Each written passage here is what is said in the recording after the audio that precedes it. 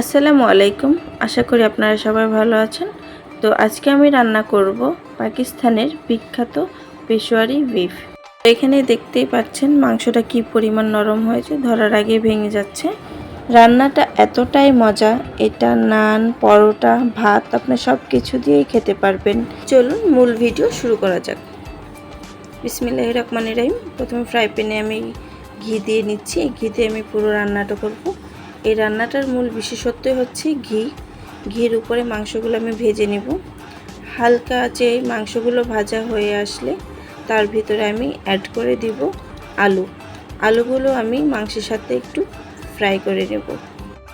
আমি গ্যারান্টি দিয়ে বলতে পারি এই তরকারিটা দিয়ে আপনি রুটি, পরোটা, ভাত যেটাই খান আপনার পেট মন দুটোই ভরে যাবে। এই পর্যায়ে আমি দিয়ে দিব স্বাদ মতো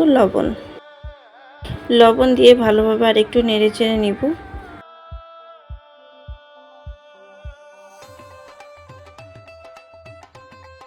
এবার দিয়ে দিব কিছুটা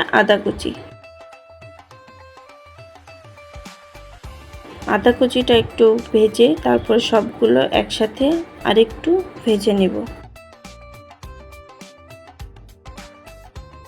এবার দিয়ে দিব অল্প পরিমাণের পেঁয়াজ কুচি। বেশি পেঁয়াজ দেওয়া যাবে না, বেশি পেঁয়াজ দিলে ঝোলটা গাঢ় হয়ে যাবে।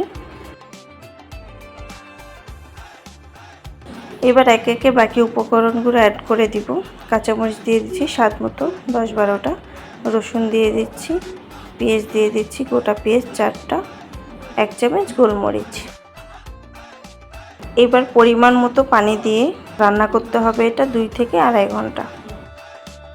যারা অতিরিক্ত মশলাযুক্ত রান্না খেতে পারেন না তারা এইভাবে রান্না করে খেতে পারেন, আশা করছি ভালো লাগবে।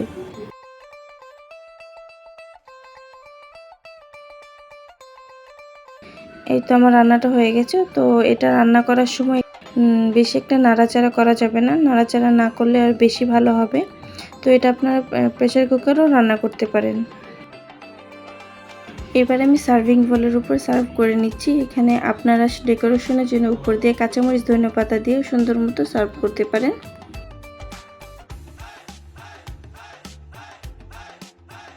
এবার এক টুকরো আমি আপনাদেরকে নিয়ে ভেঙে দেখাচ্ছি যে এটা কতটা পরিমাণে সফট হয়েছে। এই তো দেখতেই পাচ্ছেন এটা কত পরিমাণে সফট হয়েছে।